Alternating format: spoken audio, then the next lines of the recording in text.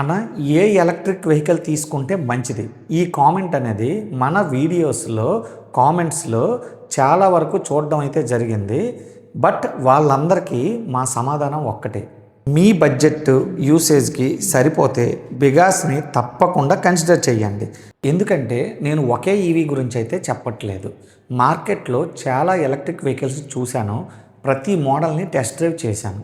వాటిలో ఉండే battery, motor, build quality, capacity తెలుసుకునే అవకాశం అయితే నాకు వచ్చింది.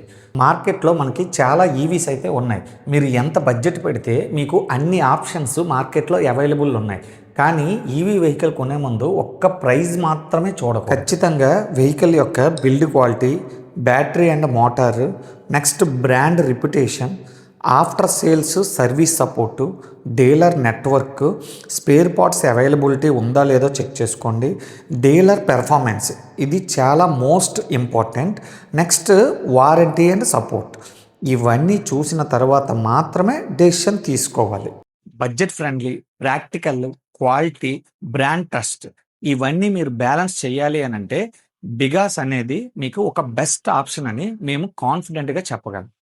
చివరిగా ఒక మాట, ఈవీ కొనేటప్పుడు నా మాటని బ్లైండ్గా మీరు ఫాలో చేయకండి.